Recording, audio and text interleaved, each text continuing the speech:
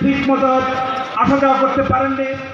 কুমিল্লার নাঙ্গলকোটে বিএনপি ও সহযোগী সংগঠনের আয়োজনে জুলাই বিপ্লবে হতাহতদের জন্য দোষীদের শাস্তিসহ পতিত আওয়ামী লীগের সন্ত্রাসী চাঁদাবাজির বিচার ও এলাকার আইন শৃঙ্খলা উন্নয়নের দাবিতে শান্তি ও সম্প্রীতি সমাবেশ অনুষ্ঠিত হয়েছে।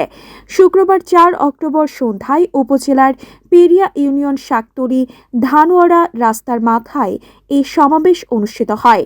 সমাবেশে সাবেক মেম্বার আলী হায়দারের সভাপতিত্বে প্রধান অতিথি হিসেবে বক্তব্য রাখেন নাঙ্গলকোট উন্নয়ন সংগ্রাম পরিষদের সভাপতি আবু সায়েম আজাদ। প্রধান মেহমান হিসেবে বক্তব্য রাখেন কুমিল্লা দক্ষিণ জেলা জাসাস এর সহ সভাপতি সায়েম মজুমদার শিপু।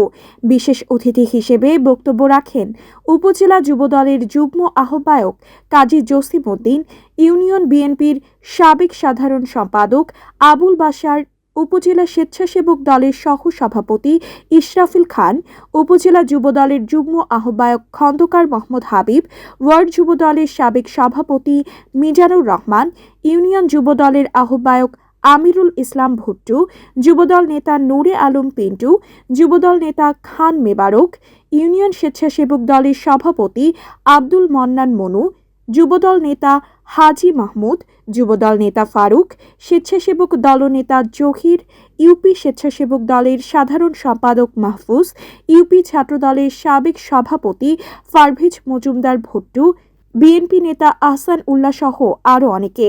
16 বছর পরে অনুষ্ঠানে প্রকাশ্যে শত শত নেতাগণ নিয়ে উপস্থিত। নাইলে আমরা আপনাদেরকে ছাড় দেব না। সম্মানিত ভাইরা, আপনারা জানেন নাঙ্গলকোটে লোটাস কামাল এবং সারোয়ার আলের নাঙ্গলকোটের কুলাঙ্গার কালুহাজারির কারণে আমাদের প্রতিটি ইউনিয়নে প্রতিটি ওয়ার্ডে তারা হামলা করেছে। 2018 সালে আমাদের বিএনপির নেতা বাচ্চুকে তারা হত্যা করেছে। আমরা তাদের বিরুদ্ধে মামলা করব। তাদেরকে আইনের আওতায় আনার জন্য আমরা প্রশাসনকে বিশেষভাবে অনুরোধ করছি।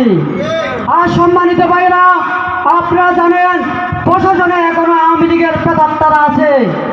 আপনারা আমাদের ইউনু থেকে শুরু করে, আমাদের শিক্ষা অফিসার থেকে শুরু করে, আমাদের ভূমি অফিসার থেকে শুরু করে তারা আওয়ামী লীগকে মদত দিচ্ছে।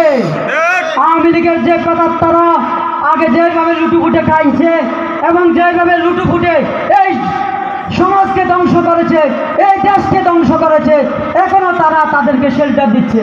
আমি হুঁশিয়ার